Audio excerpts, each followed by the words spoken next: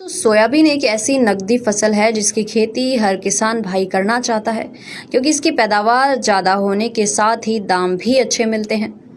Soybean खरीफ की फसल है जो मानसून सीजन में बोई जाती है। यदि मानसून अच्छा रहता है तो सोयाबीन की फसल की बम्पर पैदावार होती है। ऐसे में इस बार मौसम विभाग के अनुसार मानसून अच्छा रहने वाला है, यानी सामान्य से ज़्यादा बारिश है, जिस वजह से किसान भाई यदि सोयाबीन की खेती करें तो मोटा मुनाफा कमा सकते हैं। साथ ही यदि सोयाबीन की बुआई सही तरीके से करें और ज़्यादा बम्पर पैदावार ले सकते हैं। ऐसे में आइए जानते हैं आखिर बम्पर पैदावार के लिए सोयाबीन की फसल की बुआई कैसे करें। दोस्तों सोयाबीन खरीफ सीजन की प्रमुख तिलहन फसल है जिसकी खेती करने का इस साल बढ़िया मौका है। सोयाबीन की खेती विशेषकर मध्य प्रदेश, राजस्थान और महाराष्ट्र के अलावा अन्य कुछ राज्यों में की जाती है। हालांकि सोयाबीन उत्पादन के मामले में मध्य प्रदेश व महाराष्ट्र ही पहले या दूसरे नंबर बने रहते हैं।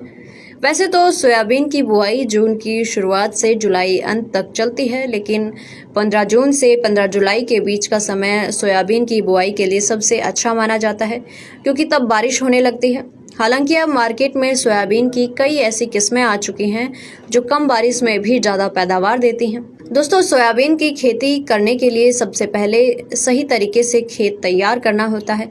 सोयाबीन की खेती के लिए सही जल निकासी वाली दोमट मिट्टी को सबसे अच्छा माना जाता है। खेत तैयार करते समय मिट्टी में ज़्यादा से ज़्यादा जैविक कार्बनिक पदार्थ मिलाने से फसल अच्छी होती है।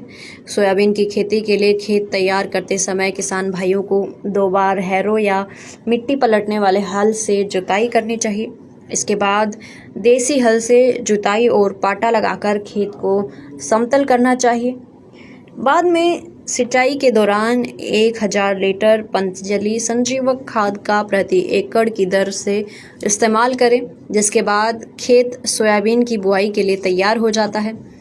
किसान भाइयों को ये ध्यान रखना चाहिए कि सोयाबीन की खेती के लिए सड़े हुए गोबर की खाद बहुत लाभदायक होती है, इसलिए बुआई से लगभग 20 से 25 दिन पहले ही खेत में बढ़िया उत्पादन हासिल करने के लिए लगभग 5 से 10 टन प्रति हेक्टेयर के हिसाब से सड़ी हुई गोबर की खाद अच्छे से मिलाना चाहिए।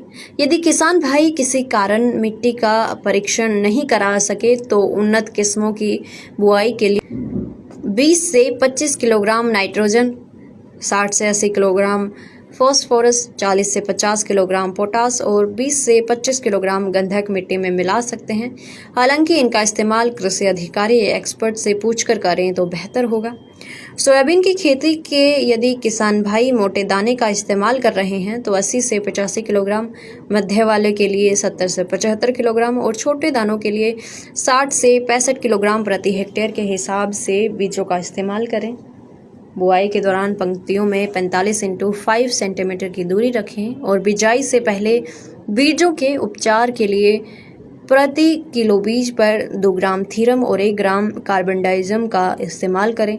बुआई के बाद खरपतवार को खत्म करने के लिए बुआई के 30 से 45 दिनों बाद निराई गुड़ाई जरूर करें। इसके बाद देखें कि आपके खेत में सोयाबीन की फसल की कैसे बम्पर पैदावार होती है।